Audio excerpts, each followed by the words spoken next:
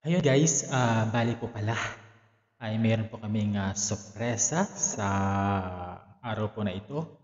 At ito po ay hindi po inaasahan ng aming kasama sa araw po ng August 2 na kung saan ay napag-isipan po namin kasama sa mga work, kasama po yung supervisors na sorpresahin yung aming kasama ngayon na si JP. Bali po pala siya ay nag-work pa sa kanyang assigned work at hindi niya alam ay siya po ay inorderan ng cake at ginawan po ng aming chef today ng special cake para po sa kanyang kaarawan.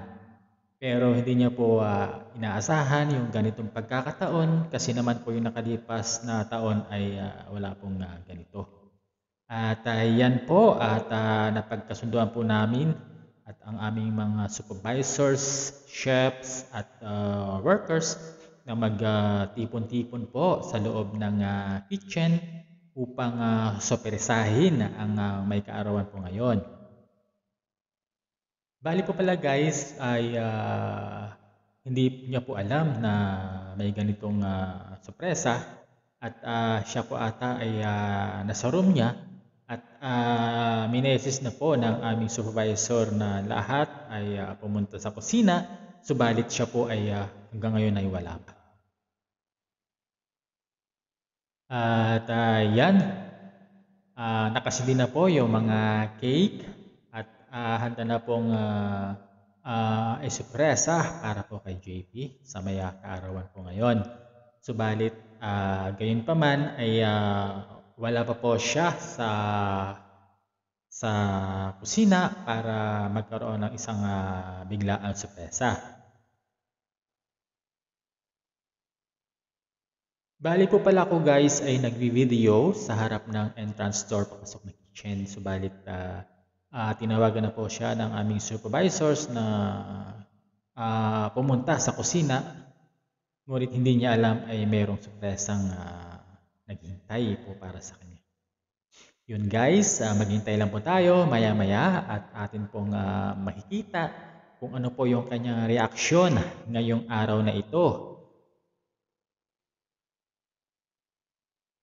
So muli po pala sa aking mga subscriber guys, sa aking mga silent viewers, marami pong salamat palagi sa panonood na aking mga videos sa YouTube.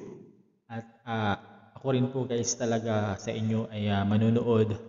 Subalit first time first watch po kasi may mga nauna pong mga nag-comment, kaya doon din po ako muna nagko-comment.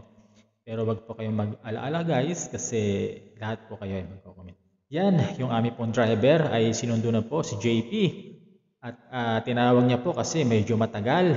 Siguro nakakaramdam po yata ng ganitong sorpresa.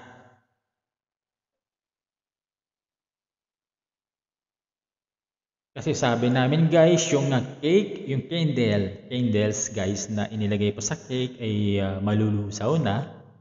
Kaya dapat dumating na po si JP para mabutan niya yung sabi nga ay surprise po sa kanya.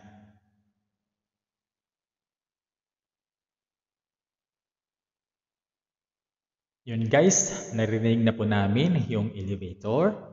Maaring nandiyan na po si JP. Ating po tingnan.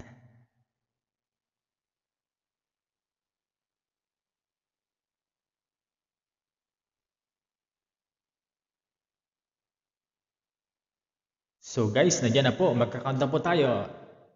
10, 9, 8, 7. Ito na po 5.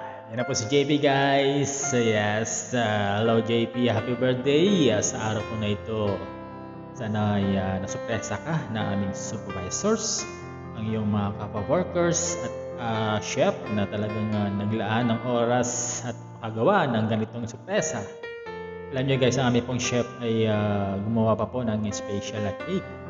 At meron pong order din po sa kabila na ganyan. Hindi pa na po ni JP yung kanyang cake sa araw po na ito. Muli po guys, ito lang po yung share ko sa aming kaarawan, sa aming works. Ganito po dito, kung sino po ang may birthday ay meron pong cake. So, maraming po salamat sa panonood. Bye-bye!